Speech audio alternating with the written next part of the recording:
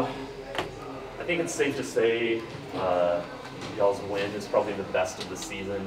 How does that reflect on chemistry or just the way that you approach, a practice like today? Yeah, I think, you look at our last outing against the Spurs, chemistry and accountability was at a high, our energy was at a high. It's something that we have to continue to keep working on and keep talking about. One of the things you mentioned after the game that I neglected to follow up on is you said that when you guys got into San Antonio, there was no practice schedule, but guys went and worked out on their own.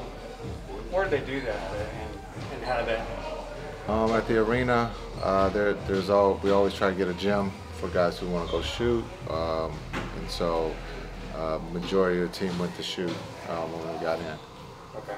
So just did that on their own, or? Yeah, it's always available. It's an optional thing, and most of the guys went to go shoot. We had two groups, and so it just shows the care factor and who they are, always working on their craft. You guys, obviously, last time you guys played Denver, you were coming off back-to-back and they had rest. But do 30-point losses stick with teams when they, and they're about to play the same with that opponent again? Yeah, that's a good question. I don't think it really sticks. I think until you bring it up, because there's so many games to be played, so many pages of the book to be turned. But we can talk about that tomorrow.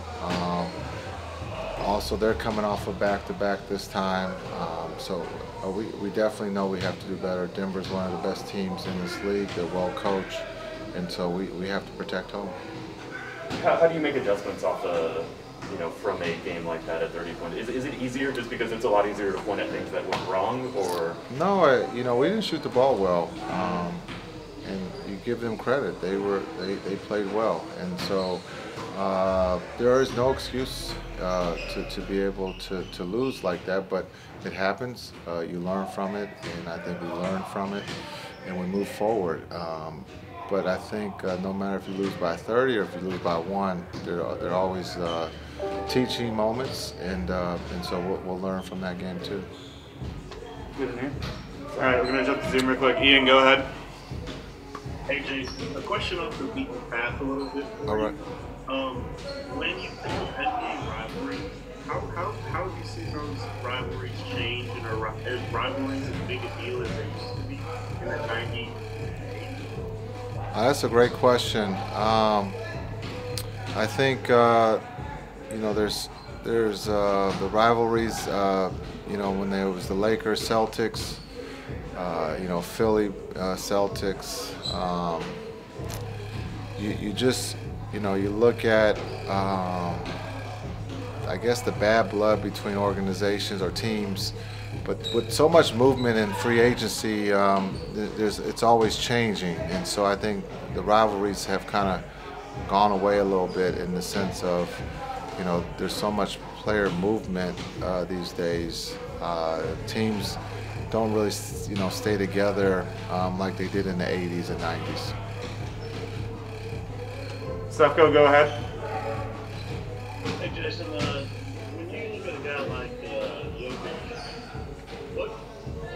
what do you try to take away most from them and make you such a big passer?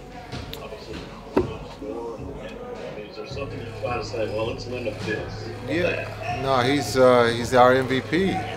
So it's hard. He understands how to play the game at a high level. You try to take away, a little of everything, but he puts so much pressure on because he knows how to pass at a very high level.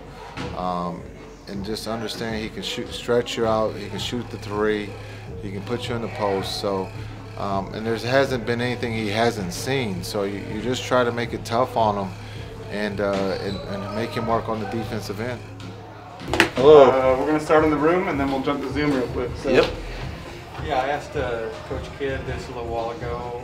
When you lose to a team by 31 points, even given the circumstances, you guys were on a back-to-back and they had rest. Is that something you guys think about when you're going to play those guys again? I mean, yeah. You always got to look back on last time you played, especially if it was recently. Yeah, it wasn't our best showing. just gotta find a way for us just to stay connected. No, we can't use being tired as an excuse. I'm not saying we did, but it could be subconscious. But hey, we're rested now. It's another opportunity for us to not just show the world, but to show us what type of team we are. Jason mentioned that a lot of that was you guys just missed shots. Do you feel like shots are finally coming around after Friday's game, or is there still a feeling that you guys have, just mathematically and just over the course of time, like more shots are going to go in? Yeah, we have guys who work way too hard with the numbers, whatever the numbers are showing. Right. I mean, we can't really look too deep into that. We're a team of talent that can shoot the ball, has the ability to make shots. So, I mean, the ball will start going in for us. But as long as we just keep defending and sticking to whatever game plan that we have, we'll be okay. If you were to pick a couple of traits of, like, when you look on your wins and your losses, what would you say kind of separates? Because it seems like the losses have been kind of on the big side, and the wins, some have been close. But yeah. I mean, our losses have been real losses. Like, you can't do anything about that. But I honestly wouldn't trade anything for that because we're learning. We're learning. We're going to continue to learn from every loss, and we're going to continue to learn from wins too. But as long as we keep getting better every day and just focus on the next day mentality, we're going to keep striving to get better. You guys good? Okay. Ian, go ahead.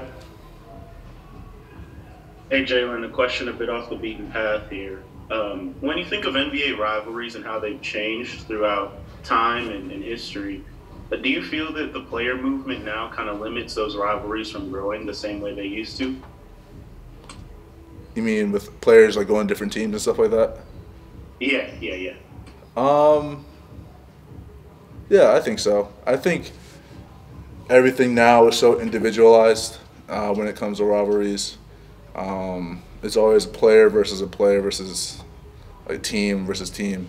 I guess we individualize these rivalries, and then it kind of turns into team versus team rivalries. So everything's really individualized. So I mean, that's really it.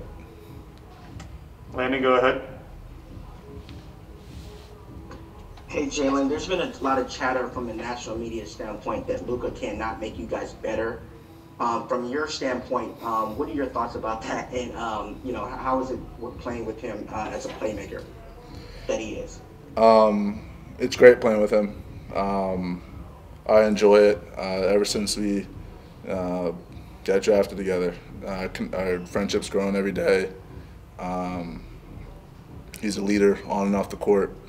He's a person who everyone looks towards. He's been putting this organization on his shoulders the past three and a half years. So, am I answering your other question? Cool. Thanks for your time, Jalen. Appreciate you. Thank you.